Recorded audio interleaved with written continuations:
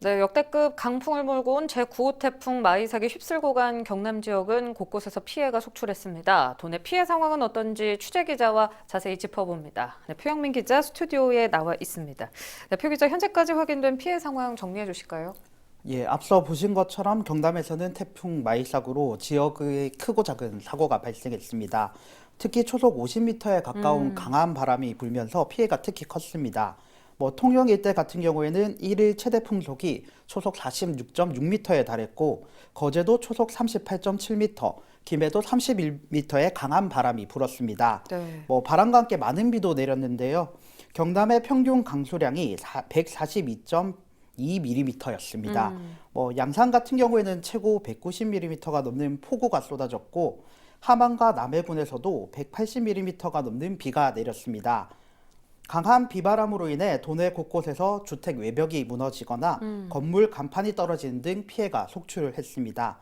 아직 집계되지 않은 섬지역과 해상 지역 피해까지 좀 더해지며 피해 규모가 더 클 것으로 보고 있습니다. 네, 피해 상황이 더 클 것 같아서 지금 걱정이긴 한데 이번 태풍으로 강풍, 침수 피해 직접적인 피해도 컸지만요. 태풍 때 내린 폭우로 2차 피해도 우려된다면서요.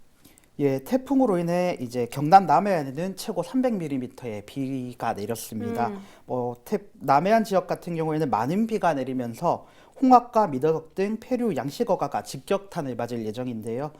최근 페류 양식어가의 경우 빈산소 수계, 즉 산소 부족 물덩어리로 인해 페류 70% 이상이 폐사한 상황입니다. 네.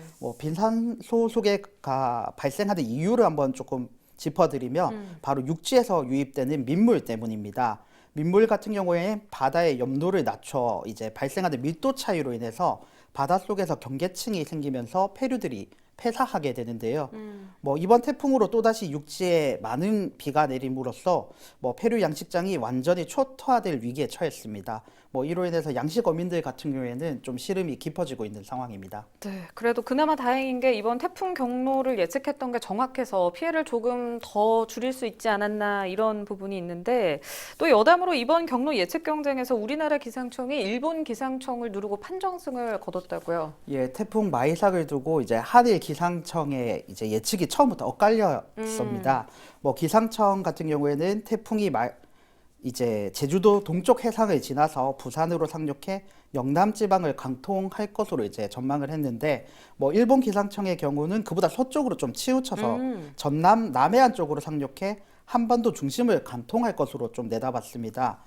태풍의 경로에 따라 피해 지역과 범위가 달라지는 만큼 피해 예방을 위해서는 정확한 경로 예측이 무엇보다 좀 중요한 상황인데요. 결국 우리 기상청이 판정승을 좀 거두었다고 볼 수 있습니다.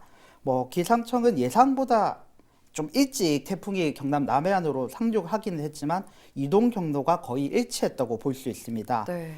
반면 일본 기상청은 이제 2일 오후 3시 태풍의 진로를 우리나라 기상청에 따라서 예보를 수정을 하기도 했습니다. 그동안 역대급 최장 장마를 예측하지 못해서 여론의 문매를 좀 받아왔는데 기상청이 이번에 좀 자존심을 회복하는데 성공한 것이 아닌가 보고 있습니다. 네, 알겠습니다. 어쨌든 마이삭은 이렇게 대응을 했고 또 다른 태풍인 제10호 하이선이 지금 또 북상을 하고 있어요. 하이선 역시 한반도에 영향을 줄 예정이죠? 네, 하이선 같은 경우에는 지난 1일 감 북쪽 해상에서 발생을 해서 점차 세력을 좀 키우고 있습니다. 기상청은 강도 중급인 소형 태풍인 하이선이 3일 강한 태풍으로 발달한 뒤 일요일인 6일에는 매우 강한 태풍으로 발달할 것으로 좀 전망을 하고 있습니다. 이제 문제는 예상 경로인데요. 기상청이 이제 태풍 하이선 같은 경우에는 일본 오키나와를 지나 남해상으로 북상할 것으로 보고 있습니다.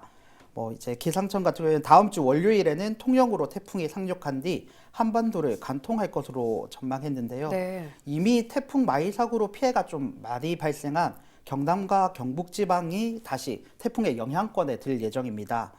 기상청 같은 경우에는 태풍이 조금이라도 일본 규슈 쪽으로 이동한다면 지면과의 마찰로 인해서 세력이 약해질 수도 있겠지만 현재 상태라면 이제 강한 세력을 좀 유지한 채 한반도를 관통할 것으로 좀 보고 있습니다. 네, 알겠습니다. 더 큰 피해 없도록 철저히 대비해야겠네요. 네, 오늘 여기까지 듣겠습니다. 고맙습니다.